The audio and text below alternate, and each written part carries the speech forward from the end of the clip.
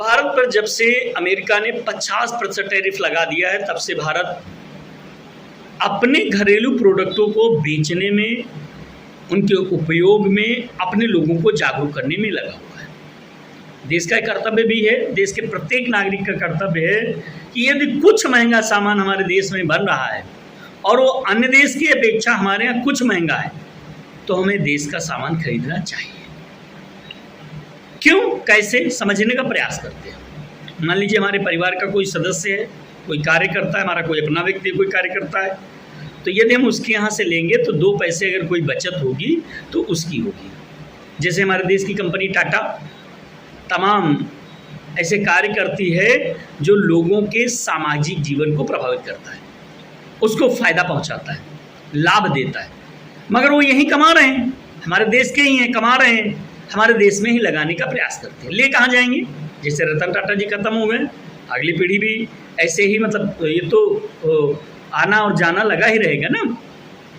देखिए, सबसे बड़ी मूलभूत व्यवस्था क्या होनी चाहिए कि मेक इन इंडिया अगर कोई चीज़ है तो हमको पहले नंबर पर उसको खरीदने का प्रयास करना चाहिए।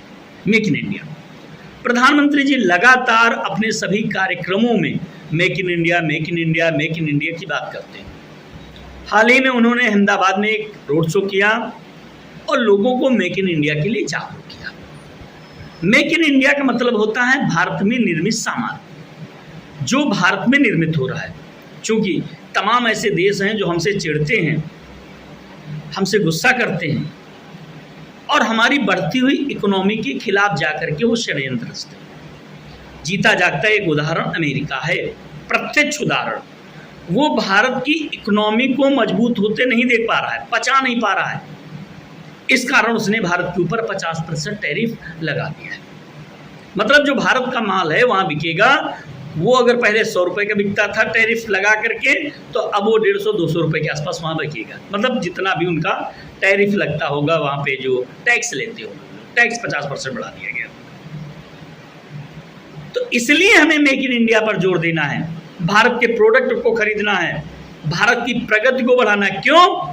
क्योंकि भारत हमारा देश है, हमारा परिवार है, हमारा घर है, हम भारत के नागरिक हैं। ये जिम्मेदारी हमारे प्रत्येक नागरिक की है कि हम अपने आप को समृद्धशील बनाएं। अभी देखिए ना, जैसे पाकिस्तान से युद्ध हुआ, हमारी सेना मजबूत थी, किसी भी जनहानि को आसानी से रोक लिया गया, कोई जनहानि नहीं हुई।